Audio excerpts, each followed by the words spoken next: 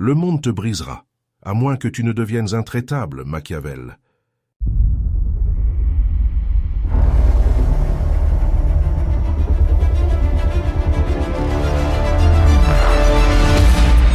Tu donnes trop, tu expliques trop, et tu pardonnes même quand on te piétine. Tu crois que la patience paiera, mais le monde prend sans rendre. Plus tu es disponible, plus on te teste, plus on t'utilise. À la fin, il reste la fatigue, la colère rentrée, et cette impression d'être invisible. Ce n'est pas de la gentillesse, c'est une porte ouverte. Le vrai problème, c'est que la bonté sans limite devient une faiblesse exploitable. Machiavel l'avait compris. La force commence quand tu retires l'accès. Donner moins, parler moins, expliquer moins, ce n'est pas devenir froid, c'est devenir stratégique. La douleur n'est pas une punition, c'est un signal qui montre où tu dois te renforcer. Le silence brouille les cartes et empêche la manipulation. C'est là que tu passes d'une cible facile à une présence intraitable. Dans ces 7 chapitres, tu verras comment arrêter de nourrir les ingrats, poser des limites calmes et transformer la douleur en pouvoir. Reste jusqu'à la fin si tu veux comprendre comment devenir intouchable sans crier ni supplier. Abonne-toi à la chaîne Nicolas Machiavel, like la vidéo et partage en commentaire ce que tu refuses désormais d'accepter. Dans ce monde, soit tu te renforces, soit on te casse. Commençons par la première leçon. Reconnaître comment la bonté offerte devient une faiblesse exploitable. Tu viens de dire « ce n'est pas grave, je comprends » à quelqu'un qui t'a encore manqué de respect. Tu as encaissé, souri, fait comme si rien ne s'était passé. Et pourtant, à l'intérieur, tu bouillais. Tu sens cette tension dans ta poitrine? C'est ta force intérieure qu'on vient de piétiner. Et tu le sais, ce n'est pas la première fois. Ce comportement n'est pas apparu par hasard. Enfant, on t'a appris que pour être aimé, il fallait être gentil, qu'il valait mieux céder que créer un conflit. Tu as cru que ta bonté te protégerait du rejet, mais dans un monde hostile, cette croyance devient une faille exploitable. La gentillesse sans limite attire les prédateurs émotionnels. Elle leur montre où frapper sans résistance. C'est exactement ce que Machiavel enseignait. Il est plus sûr d'être craint que d'être aimé. Ce n'est pas une incitation à la cruauté, mais une leçon de stratégie. Celui qui veut être aimé à tout prix se met à genoux devant ceux qui savent en jouer. Celui qui impose des limites inspire une forme de respect silencieux. Il contrôle sans supplier. Regarde la différence. Version naïve. Ne t'inquiète pas. Je suis toujours là si tu as besoin. Version lucide. Je ne peux plus t'aider pour ça. Même situation. Une demande déguisée en test de loyauté. Dans la première, tu offres ton énergie en espérant de la reconnaissance. Dans la seconde, tu protèges ton cadre et ta dignité. L'un quémande l'approbation, l'autre incarne le détachement souverain. Tu te dis peut-être, mais je ne veux pas devenir froid ou indifférent. C'est exactement cette peur qui te rend manipulable. Le détachement n'est pas de la froideur, c'est du contrôle émotionnel. La souveraineté émotionnelle commence quand tu choisis où donner ton attention et à qui offrir ton énergie.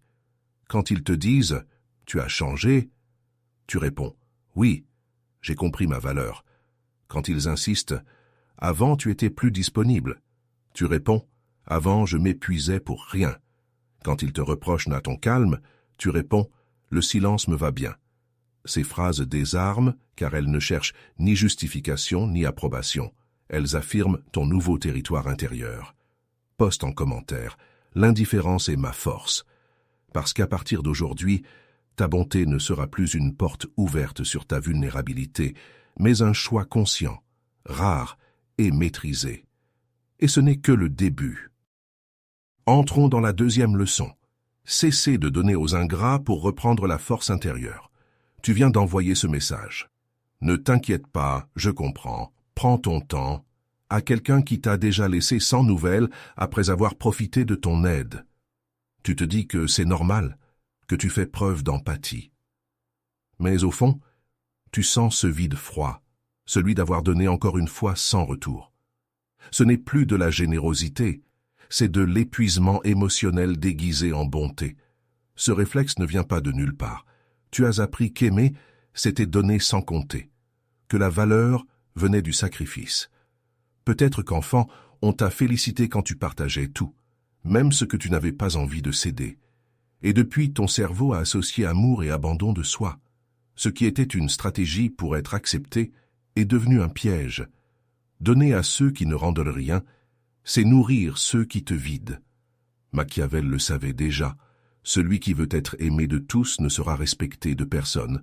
Cette phrase contient toute la mécanique du pouvoir émotionnel. Celui qui cherche à plaire oublie son cadre.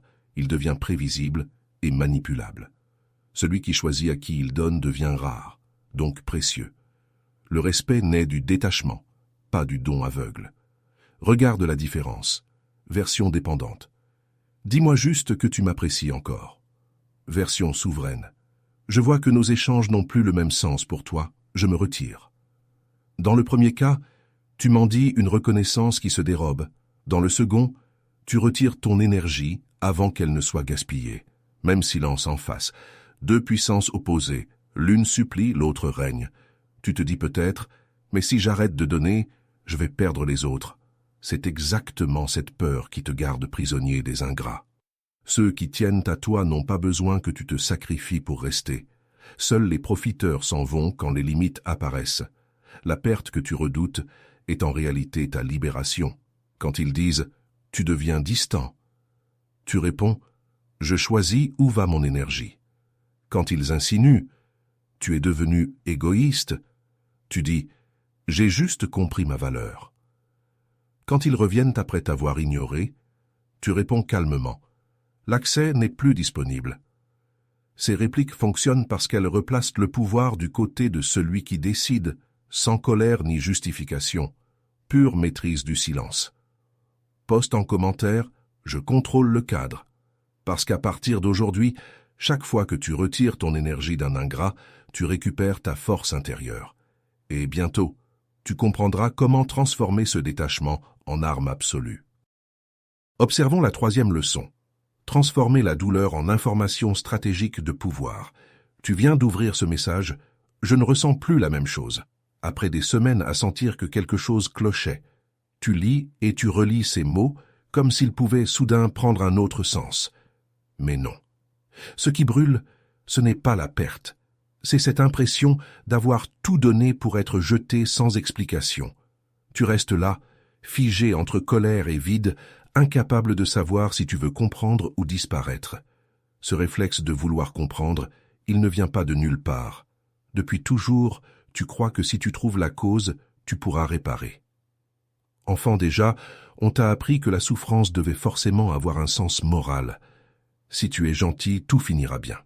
Alors quand on te trahit aujourd'hui, ton cerveau cherche encore une logique affective là où il n'y a qu'un rapport de force. Mais dans un monde hostile, chercher à comprendre la douleur au lieu de l'utiliser te condamne à la subir encore. Machiavel écrivait « Les hommes oublient plus vite la mort de leur père que la perte de leur patrimoine ». Ce qu'il voulait dire est brutal, mais vrai. Les gens réagissent à ce qu'ils perdent, pas à ce qu'ils ressentent. Celui qui transforme sa peine en stratégie apprend à protéger son capital émotionnel. Celui qui reste prisonnier du choc continue d'alimenter le pouvoir de l'autre. La douleur devient utile seulement quand elle sert ta transformation personnelle. Regarde la différence. Version blessée. Dis-moi pourquoi tu as fait ça. Version souveraine. Merci pour la leçon. Je saurai m'en souvenir. Dans le premier cas, tu réclames une justification à celui qui t'a déjà retiré son respect. Dans le second, tu fermes le livre sans demander d'explication, et ton silence devient une déclaration d'autorité. Même rupture. Deux positions, celle qui mendie une réponse et celle qui impose le détachement. Tu te dis peut-être, mais si je ne comprends pas ce qui s'est passé, je ne pourrai pas avancer. C'est justement cette croyance qui t'emprisonne dans le passé. Avancer ne dépend pas de comprendre l'autre, mais de comprendre toi-même où ton besoin d'être validé t'a aveuglé. Ta souveraineté émotionnelle commence quand tu acceptes que certaines douleurs ne s'expliquent pas. Elles se convertissent en puissance intérieure. Quand ils te disent « tu dramatises toujours », tu réponds « non, j'analyse mes failles ». Quand ils rient de ta froideur, tu dis C'est ma façon de me reconstruire. Quand il tente d'obtenir tes émotions, tu réponds calmement « Ce chapitre est clos ». Ces répliques fonctionnent car elles déplacent le centre du contrôle. Tu n'es plus celui qui réagit, mais celui qui observe. C'est la maîtrise du silence en action. Poste en commentaire. Personne ne me fait plus réagir. Parce qu'à partir d'aujourd'hui, chaque blessure devient ton professeur secret. Et bientôt, tu découvriras comment éradiquer définitivement le besoin d'être compris. Explorons la 4e leçon. Tuer le besoin d'être compris pour bloquer la manipulation. Tu viens de passer 1 heure à t'expliquer, après une dispute, à justifier chaque mot, chaque silence, dans l'espoir que l'autre te comprenne enfin. Tu as tout dit, tout décortiqué, et pourtant rien n'a changé. Pire, tu sens ce vide amer, cette impression d'avoir offert ton esprit en pâture à quelqu'un qui n'écoutait que pour mieux avoir raison. Ce n'est pas de la communication, c'est une fuite d'énergie. Ce comportement n'est pas apparu par hasard. Depuis toujours, tu as cru qu'être compris validait ton existence. Enfant, on t'a appris que si tu t'expliquais bien, on finirait par t'aimer. Alors, tu as développé ce réflexe. Tout clarifier, tout justifier, tout rendre cohérent pour apaiser les autres. Mais dans un monde hostile, cette quête devient ton talon d'Achille. Expliquer, c'est donner tes cartes. Celui qui comprend ton cœur comprend aussi comment te manipuler. Machiavel écrivait « Tous les hommes voient ce que tu parais, peu perçoivent ce que tu es ». La leçon est implacable. Celui qui s'expose entièrement perd son mystère, et donc son pouvoir. Dans le jeu social, l'incertitude est une arme. L'incompréhension volontaire crée un champ magnétique autour de toi. Plus tu dis peu, plus on cherche à te lire. Celui qui cherche à être transparent se rend vulnérable. Celui qui cultive le silence devient imprévisible. Regarde la différence. Version dépendante. Laisse-moi t'expliquer pourquoi j'ai réagi comme ça. Version souveraine. Je n'ai rien à prouver. Même scène de tension. Un reproche injuste ou une interprétation fausse. Dans la première version, tu cherches la paix en exposant ton intérieur. Dans la seconde, tu gardes ton cadre et forces l'autre à douter de sa lecture. Même dialogue brisé, 2 réalités opposées, celle du justifié et celle du maître de lui-même. Tu te dis peut-être, mais si je ne m'explique pas, ils vont penser ce qu'ils veulent de moi. Exactement. Et c'est ça la clé du détachement. Tu dois accepter d'être mal interprété sans que cela ne t'affecte.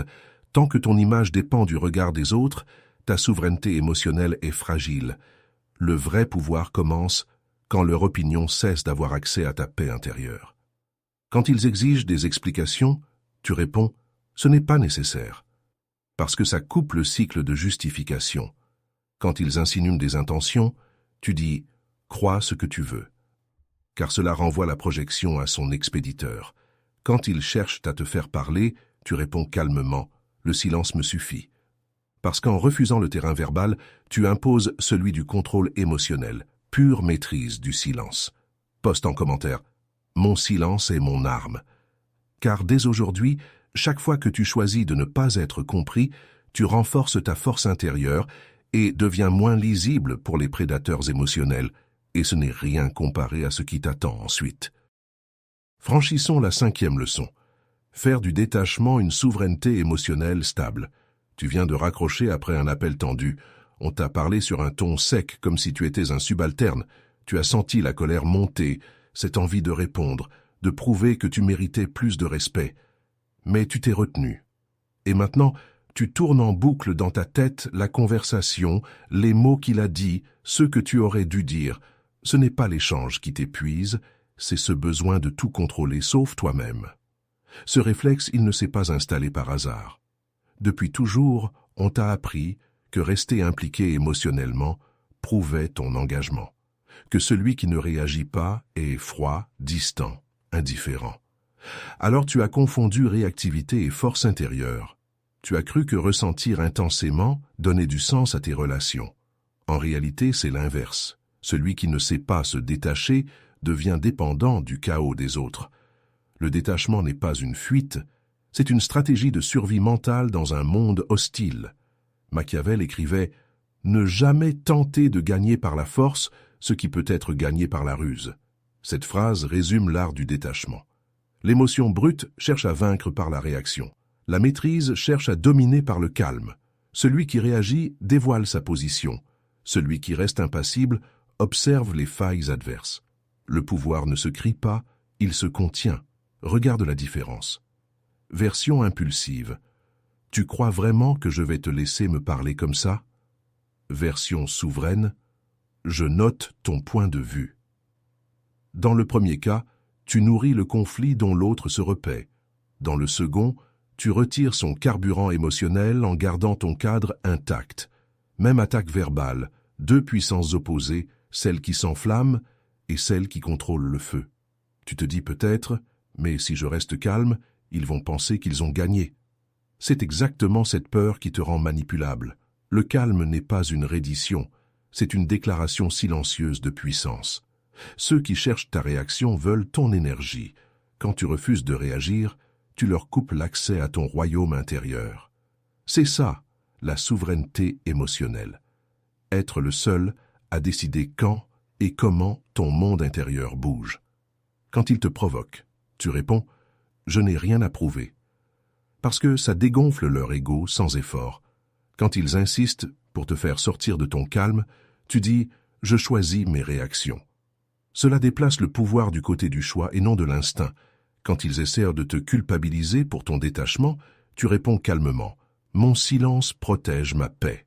Ces répliques fonctionnent parce qu'elles imposent un cadre sans combat, pure maîtrise du silence au service du contrôle. Poste en commentaire « Je suis devenu intouchable ». Parce que, à partir d'aujourd'hui, ton détachement n'est plus un masque, mais une armure invisible. Et ce que tu vas découvrir ensuite transformera cette sérénité en autorité totale. Approchons la 6e leçon. Poser des limites calmes comme une armure respectée. Tu viens de rester silencieux alors qu'on t'a parlé sur un ton sec, juste parce que tu ne voulais pas faire d'histoire. Tu as encaissé, encore une fois, et maintenant tu rumines. Tu repenses à la scène, à ce moment où tu aurais pu dire « stop », mais tu ne l'as pas fait. Tu ressens cette lourdeur dans ta poitrine? C'est ta force intérieure qui s'est pliée sous le poids de la peur du conflit. Ce réflexe ne vient pas de nulle part. On t'a appris que les gens t'aimeraient si tu étais accommodant. Que poser des limites, c'était être agressif. Alors tu t'es effacé pour préserver la paix, persuadé que ton calme éviterait le rejet. Mais dans un monde hostile, le manque de cadre attire les abus. Ce qui était une stratégie de survie est devenu une faille ouverte. Plus tu encaisses, plus tu invites les autres à tester jusqu'où ils peuvent aller. Machiavel l'avait compris il y a longtemps. Le premier moyen d'évaluer l'intelligence d'un dirigeant est de regarder les hommes dont il s'entoure. Autrement dit, tes frontières déterminent ton environnement. Celui qui tolère tout finit entouré de prédateurs. Celui qui fixe des règles attire ceux qui respectent le cadre. Les limites ne repoussent pas les gens, elles filtrent ceux qui méritent d'entrer. Regarde la différence. Version docile. Ce n'est pas grave, je m'en occuperai quand même. Version souveraine. Ce n'est pas dans mes priorités actuelles. Même demande au travail, même pression implicite. Mais deux postures opposées. L'une s'excuse d'exister, l'autre affirme son territoire intérieur sans hausser le ton. Le premier cherche à plaire. Le second inspire naturellement le respect. Tu te dis peut-être, mais si je dis non trop souvent, on va me trouver froid ou difficile. C'est précisément cette peur qui te rend manipulable. Ceux qui profitent de toi comptent sur ton besoin d'être perçu comme gentil. Or, la vraie gentillesse naît du choix, pas de l'obligation. Poser des limites calmes, c'est refuser la servitude émotionnelle sans devenir cruel. C'est du détachement stratégique. Quand ils te reprochent ton changement, tu réponds « J'ai simplement appris où je m'arrête ». Quand ils insistent pour franchir tes bornes, tu dis « Je t'ai déjà donné ma réponse ». Quand ils essaient de te faire culpabiliser, tu réponds calmement « Ce n'est pas mon rôle ici ». Ces répliques fonctionnent parce qu'elles marquent la frontière sans colère. Leur force réside dans la maîtrise du silence et la constance du ton. Poste en commentaire « Mes limites sont mon armure ». Parce qu'à partir d'aujourd'hui, chaque fois que tu refuses calmement ce qui te blesse, tu renforces ta souveraineté émotionnelle et bientôt, tu découvriras comment rendre ce silence plus puissant que toutes les paroles réunies. Osons entrer dans la 7e leçon. Maîtriser le silence pour devenir intouchable selon Machiavel. Tu viens de répondre à ce message inutile, juste pour combler le vide. Tu savais qu'il ne mènerait à rien, mais tu l'as fait quand même. Pour ne pas paraître distant, pour garder un lien. Et maintenant tu regrettes, parce que chaque mot que tu as envoyé t'a exposé un peu plus. Tu ressens ce mélange de frustration et de fatigue. C'est le prix du bavardage émotionnel. Tu donnes ton accès à ceux qui ne le méritent pas. Ce réflexe, tu ne l'as pas choisi. On t'a programmé à croire que le silence était du désintérêt, que se taire équivalait à perdre. Enfant, on t'a dit « réponds quand on te parle ». Alors tu as appris à combler chaque vide, à parler pour rassurer, à réagir pour prouver que tu existes. Mais dans un monde hostile, cette habitude devient une faille. Chaque fois que tu parles trop vite, tu donnes des indices sur tes émotions, et donc des armes contre toi. Voici ce que Machiavel avait percé à jour. Tous les hommes voient ce que tu parais, peu perçoivent ce que tu es. Le silence est précisément ce voile protecteur entre ton essence et leur regard. Celui qui parle se dévoile, celui qui observe conserve son mystère. Dans les jeux de pouvoir, celui qui se tait domine la cadence. Il laisse les autres s'épuiser, à deviner pendant qu'ils calculent calmement la prochaine manœuvre. Regarde la différence. Version réactive. Pourquoi tu ne me réponds plus? Je veux juste comprendre. Version souveraine. Aucune réponse. Même provocation. Deux postures opposées. Dans la première, tu réclames une validation. Dans la seconde, ton absence devient un message plus fort que n'importe quelle phrase. L'un s'explique pour être compris. L'autre impose son rythme par le détachement absolu. Tu te dis peut-être « mais si je reste silencieux, ils vont penser que je n'en ai rien à faire. » Exactement. Et c'est là ta victoire. Ceux qui ont besoin d'interpréter ton silence cherchent encore ton attention. Toi, tu n'as plus besoin de leur regard pour exister. C'est ça la souveraineté émotionnelle, ne plus dépendre du bruit des autres pour savoir qui tu es. Le détachement n'est pas une fuite, c'est une position stratégique. Quand il te provoque, tu réponds par le calme absolu, parce que l'absence de réaction crée l'incertitude. Quand il t'accuse d'être froid, tu dis « je réfléchis avant de parler ». Ça déplace la tension vers leur précipitation. Quand ils cherchent à rompre ton silence, tu réponds simplement « le silence n'a rien d'agressif ». Parce qu'en nommant ta maîtrise du silence comme un choix conscient, tu transformes leur confusion en respect forcé. Poste en commentaire « je suis devenu intouchable ».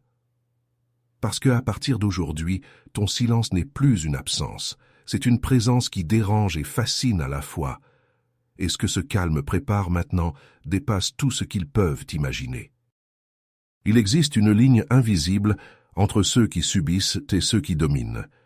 Tu viens de la franchir. Le monde brise ceux qui cherchent à plaire, mais respecte ceux qui imposent leurs limites avec calme. Tu as compris que la force intérieure ne naît pas de la douceur illimitée, mais du détachement, du silence et du contrôle. Dans un univers hostile, devenir émotionnellement fort n'est pas une option, c'est une obligation stratégique. Avant cette vidéo, tu étais celui qui expliquait, pardonnait et espérait encore qu'on te comprenne. À partir de maintenant, tu deviens celui qu'on ne peut plus lire ni manipuler. Un esprit ancré dans sa souveraineté émotionnelle, guidé par le silence et protégé par des limites inébranlables.